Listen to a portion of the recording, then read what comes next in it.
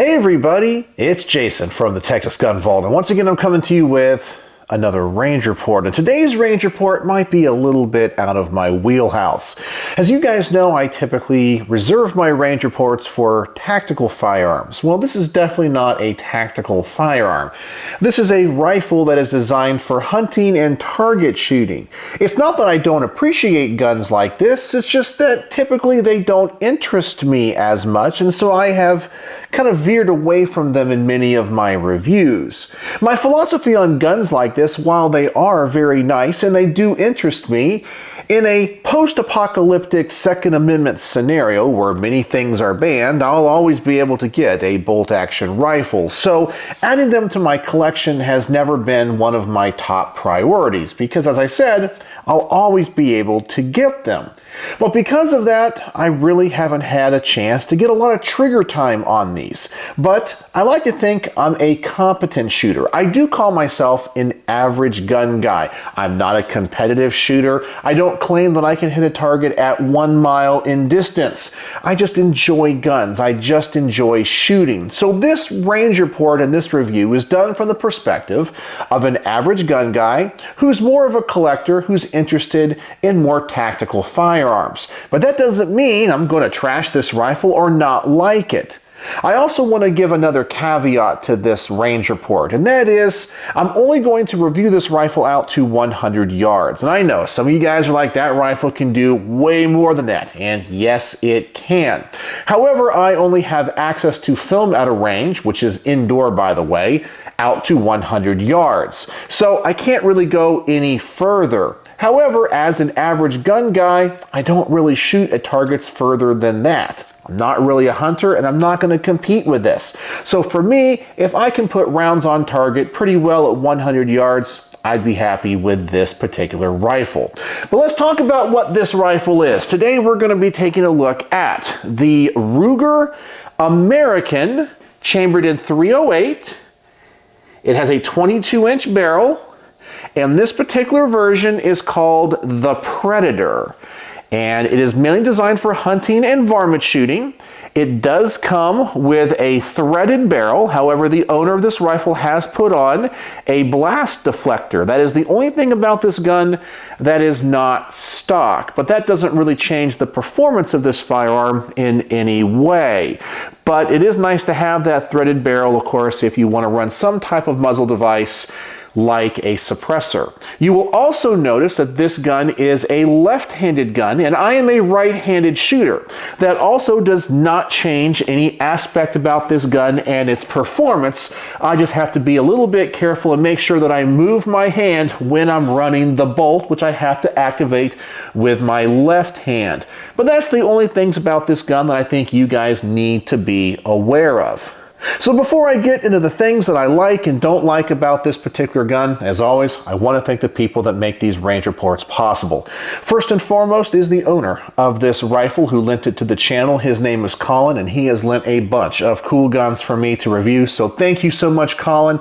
This is definitely something different, and I'm really excited to take it to the range. I always want to thank my Patreon supporters as always, because through their monthly donations and support, they help keep the lights on around here. I couldn't keep this content coming without them. And if you guys want to join my Patreon, you can do it for as little as $1 a month, and there's a link in the description below. And as always, I want to thank my primary sponsor for all of these range reports and reviews, my good friend Mark from Brownworks. And while this gun does have a polymer stock, I know this style of gun typically has fine wood stocks. And if you're interested in a gun like this, most likely you like guns made of steel and wood. And you probably have some nice pistols that take wood panel grips. And I have the perfect grip company for you, and that is Brownworks. Brownworks is a custom grip company making a wide variety of grips for a wide variety of firearms out of a wide variety of exotic woods and materials. Mark over there is an artist. He's a craftsman. He's an innovator. He's always coming out with new and cool products. He can put on custom logos, custom engravings, make grips out of exotic woods and exotic materials like applying snake skin and alligator skin. He can do things that I never knew were possible with grips, as you can see from these pictures, his work is outstanding. So I'm going to put a link to his website in the comment section below. I'm going to ask you guys to go over there, check out and see what he has to offer. And he's always more busy making grips for his customers, which, by the way, each grip set is one of a kind and made to order, than he is updating his website. So not everything is going to be on there. So if you want a custom set of grips, please contact Mark. Tell him what you're looking for, and please tell him the Texas Gun Vault sent you. All right, so once again, let's talk about the rifle that we are taking a look at today, and that is going to be the Ruger American Predator, chambered in .308 with a 22-inch barrel. This particular version is left-handed, as I mentioned, so that is just some things to keep in mind when I am shooting this and reviewing it, and none of those things change the function and the performance of this rifle. So as always, I like to talk about the things that I like and don't like, and I always want to start with the positive first, and that is the things that I like. And the first thing I really like about this rifle is that it is a Ruger. Now I know, some of you guys know, I am a little bit biased towards Ruger. When it comes to many of their firearms, I've always said they kind of feel a little bit cheap because they use cast metal. However, the receiver of this gun is not cast metal. It is made from forged bar stock steel, which I definitely think is important for a rifle caliber that is full powered, but it just looks better. It feels better. It looks like it's machined well. Ruger does have a stellar reputation for manufacturing, regardless of what I feel about some of their guns. They're also known for having great customer service. So when it comes to a company, I don't really think you can beat Ruger in many of these aspects. They have a long tradition of making fine firearms and a long tradition of treating their customers well. So you can't go wrong with a Ruger firearm.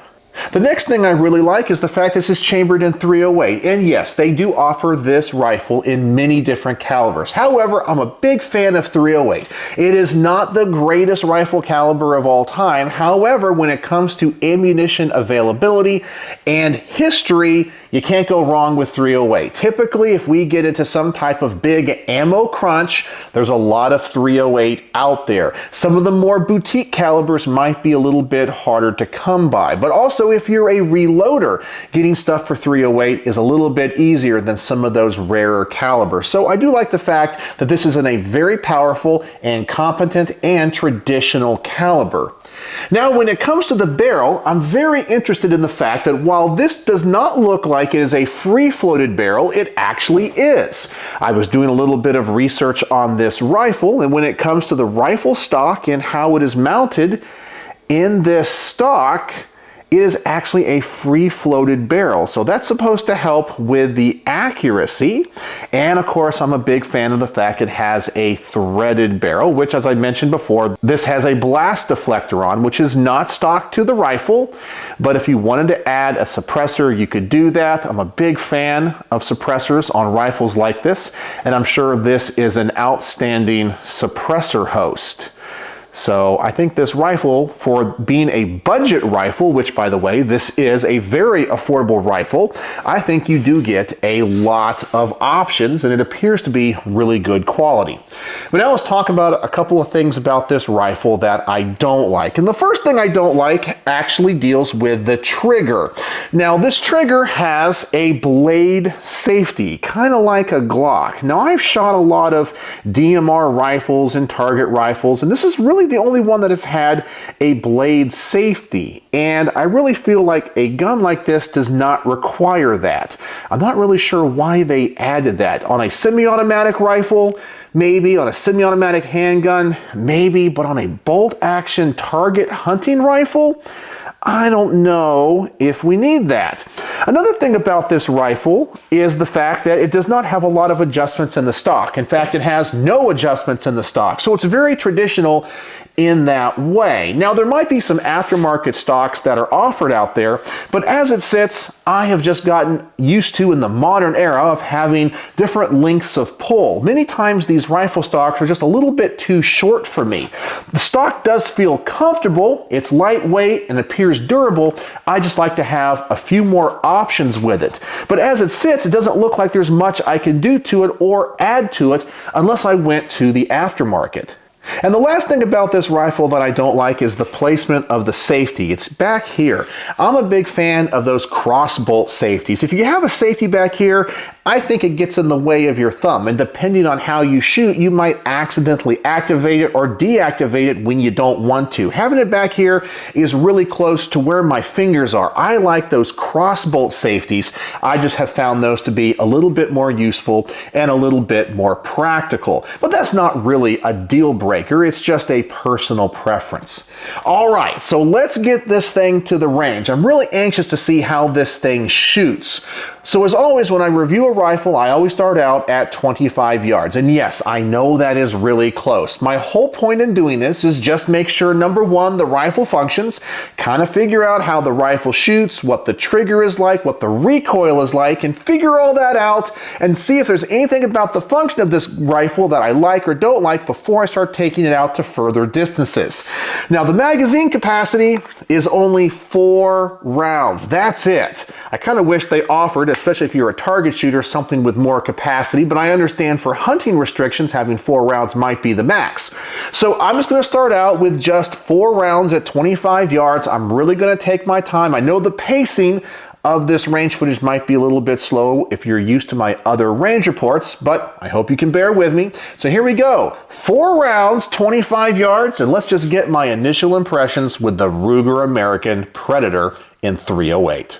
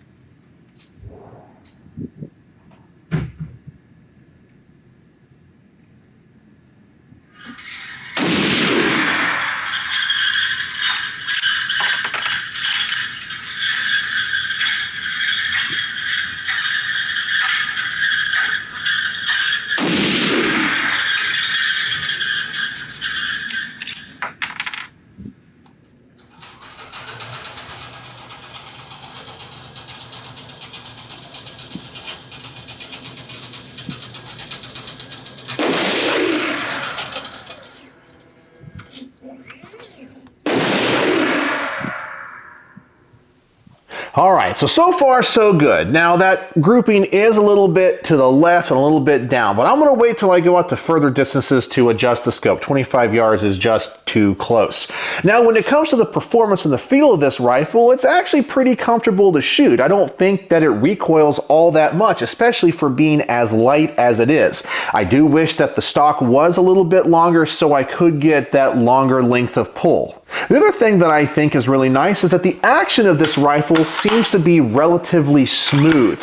It's not buttery smooth, but it's pretty nice. It's not bad. It might be a little bit on the loud and clanky side, but I definitely feel like it locks up really nice. It's easy to run that bolt and that action. So for the price of this rifle, I feel like it's pretty darn good.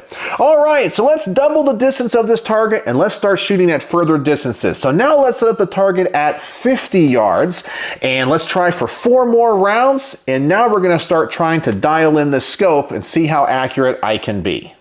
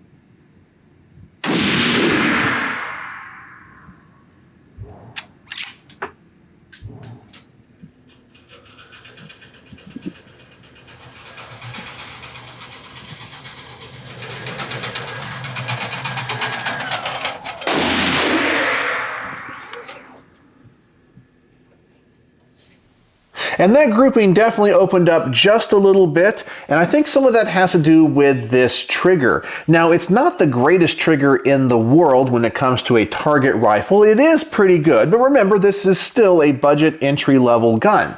Now, at the range, I actually shot this side by side with a Knight's Armament SR-25, and yes, that is a semi-automatic firearm, and this is a bolt-action firearm.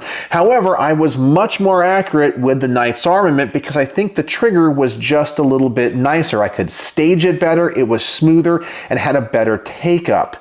Now, I am going to adjust the camera here in just a moment, and I am going to get the trigger pull weight gauge out, and we're going to test this thing out. But I can tell you, when you do run this trigger, it has a little bit of take-up. It does have a predictable wall, and it is just slightly a little bit gritty.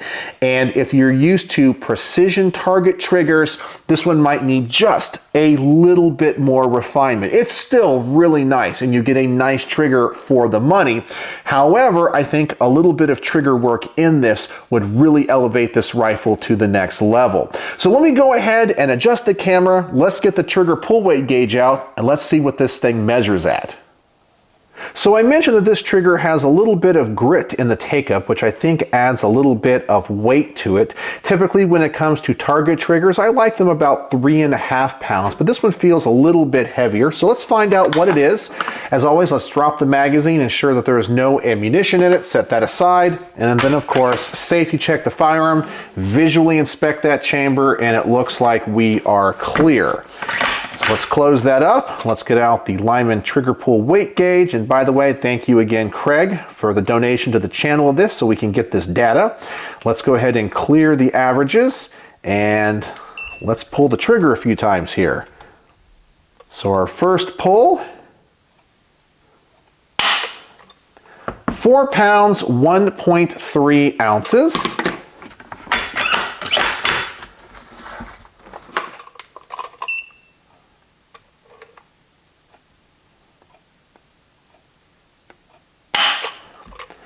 4 pounds, 4.8 ounces.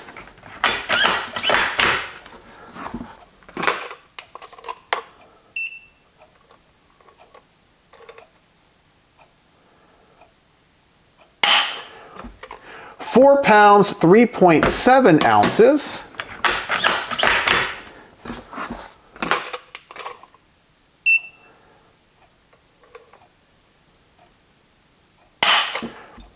4 pounds, 2.3 ounces.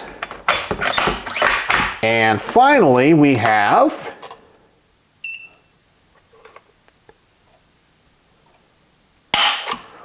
4 pounds, 2.8 ounces, which gives us an average of 4 pounds, 2.9 ounces. And I think for what this gun is designed to be, that is a little bit heavier than what I personally like. Now, when it came to the Knight's Armament SR-25 that I reviewed side by side with this, that had about a 3.5 pound trigger. And I felt like for a gun that was supposed to be accurate at about 100 yards and of course way further, my groupings were so much better. So I really feel like the groupings with this gun are still good. I feel like the gun is accurate, but the trigger could use a little bit of improvement. And I think a gunsmith or maybe buying something in the aftermarket could definitely improve that. But 4.29 pounds isn't too bad. It's just a little bit heavier than what I would want in a gun for this philosophy of use, but that's just my personal taste and preference. So let's go ahead and get back to the rest of this range report.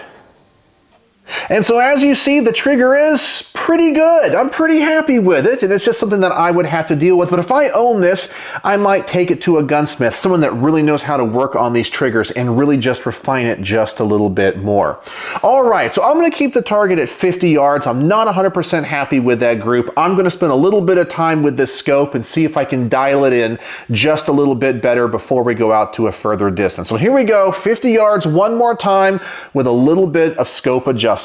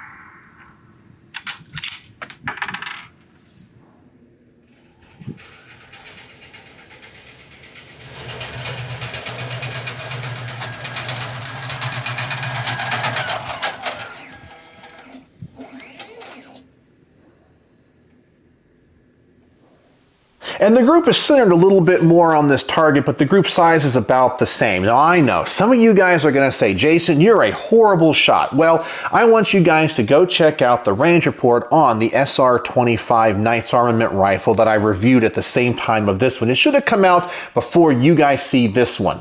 And you guys will see that the groupings on that are a lot better. And I'm the same shooter. I'm not doing anything different. It's just that this rifle for me is just not as accurate. And I really think it has to do with that trigger. As I said, it's not bad. If you're going to use this for practical varmint shooting and hunting, I think those groups are definitely going to work just fine. But if you're looking for sub-MOA performance, I think that the Knight's Armament does perform a little bit better than this rifle. All right, so now let's set up the target at 25 yards. Yes, I'm walking it out to 100 yards. So let's see how I do at 75 yards and see if I can improve this group as I'm learning how this rifle shoots.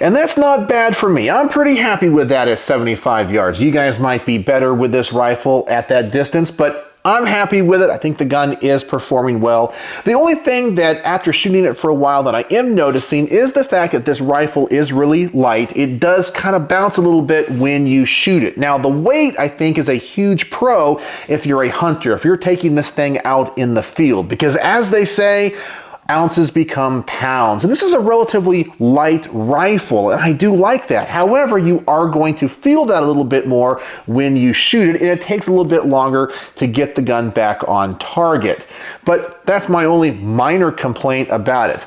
All right, so now let's set up the target at 100 yards. And this time I'm gonna go with 8 rounds. So I'll load the magazine twice. The first 4 will be on the left target, the next 4 will be on the right target, and we're just gonna see how I can do at the furthest distance I have available to me at this range. So here we go, 100 yards, 8 rounds, and let's see how the Ruger American performs and how well I can pull this trigger.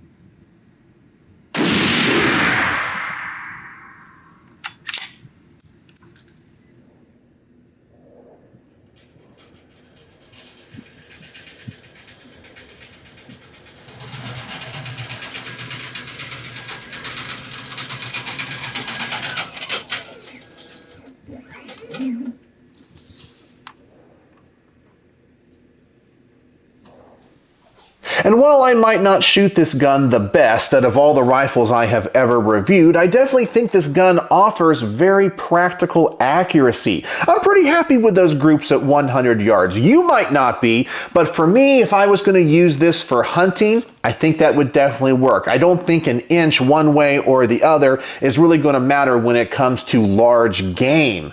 For me, this gun is a really nice rifle. It's light, it's practical. Overall, I think you get a lot of rifle for the money that you're going to pay for it. Now, of course, if this was a $3,000, $4,000 level gun, I would expect more. But for the price point of this gun, you get a great gun that I'm sure in the aftermarket you can do a lot with. I'm very happy with the performance of this. And for me, shooting it this well, I really think that you guys that are probably better bolt action shooters than I am would do great with a rifle like this, especially if you're looking for something that's affordable and well built. This is a great rifle. I'm very happy with it.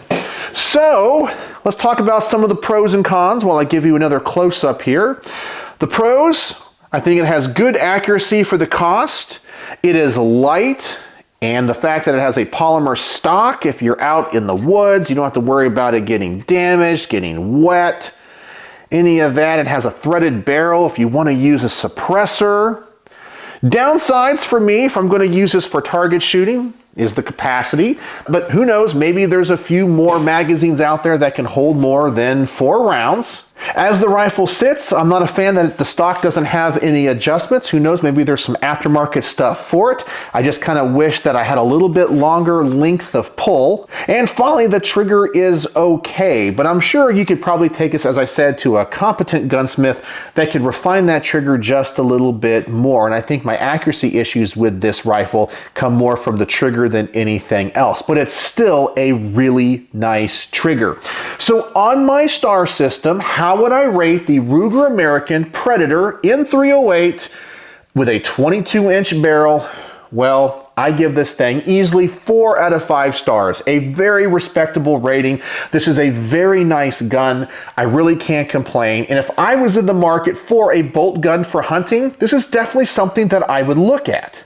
The gun seems to be robust, well built, it has good accuracy, and as I said, I know it's backed up by Ruger quality and Ruger customer service. So if I ever had any issues with this, I know I could get it taken care of. There's only some small complaints about this, but I would probably have the same complaints about many other rifles that are on the market. But overall, I'm really happy with this. And I think if you're in the market for a bolt gun at an affordable price, I think you should give Ruger a look. You get a lot of gun for what you pay for. So 4 out of 5 stars for the Ruger American Predator M308. So what do you guys think? Do you guys own and shoot a lot of bolt guns? What do you think about my accuracy at 100 yards with this? And do you guys own this particular model? And what are your thoughts, and do they mirror mine when it comes to my experiences with this gun? So let me know in the comment section below, and as always, thanks for watching.